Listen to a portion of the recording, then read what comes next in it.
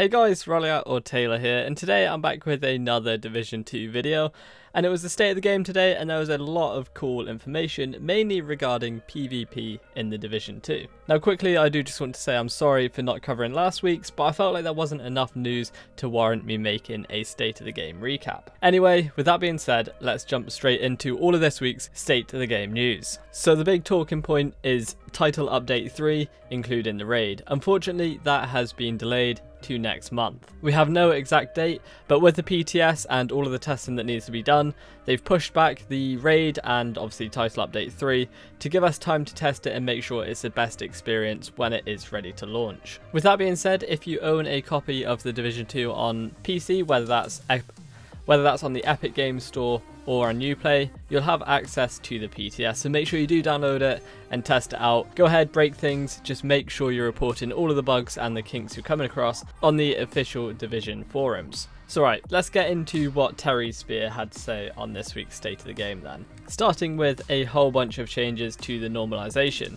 You're now going to be normalizing to max gear score of 500 or the max wild tier, rather than bringing you down and meeting in a middle area. This is making a lot of builds sort of like redundant because of the stat requirements and stuff like that, but that will no longer be the case because you're being normalized all the way up to gear score 500. The PvP damage modifiers have been changed, thus making fights in the Dark Zone last longer because you'll now be able to sustain a little bit more. This will make the fights longer, but also the skills and armor packs and things like that a lot more viable. In layman's term, the time to kill in the Dark Zone is going to be a tad bit longer. They also mentioned they have the option to change damage modifiers depending on the weapon archetype. So for example, they could buff all assault rifles or nerf all SMGs without actually having to change the overall PvP damage modifier. Now do keep in mind that PvP is being balanced completely separately to PvE. And with that being said, they've removed crit hit damage from hip firing in PvP. So hip firing is going to be a lot weaker than aiming down sights in PvP.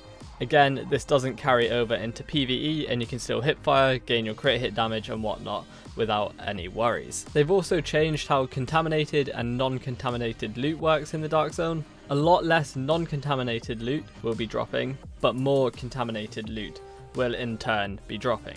This will hopefully in turn make it more of a PvP area rather than a PvE focused area, because at the moment, even me being a PvE player, it's way too easy to go in there, farm PvE stuff and come out with a whole bunch of new gear without even having to extract. So I personally do think this is a good change. With that being said, they've tweaked a few of the Dark Zone perks and they've also increased the base size of the contaminated bag to 6, and now you can upgrade it and be able to carry a maximum of 10 contaminated items in the Dark Zone.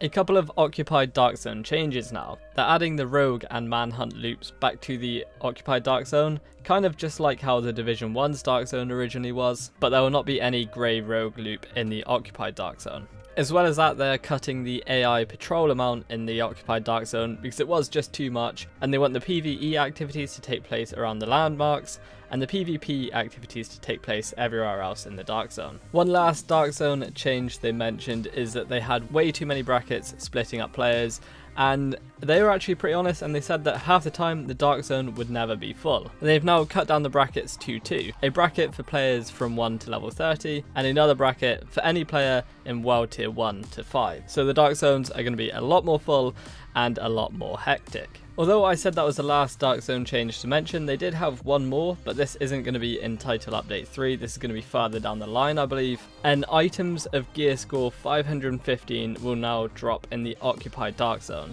Now do keep in mind that you're not going to be able to get gear score 515 items anywhere else because they have changed the way the recalibration station works. So yeah, if you're going to want the really max gear score items, we're going to have to start venturing into the Dark Zone. Now last but not least, Terry mentioned that all exotic weapons will be getting a damage buff.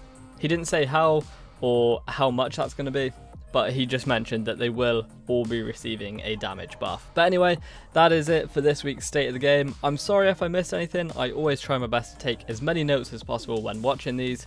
If I did miss anything, please let me know down in the comments and I'll try and pin that comment. As always, if you enjoyed this video, let me know by either leaving a comment or by clicking that like button. And as always, thank you so much for watching, and I'll see you all soon. Bye bye. Back to West.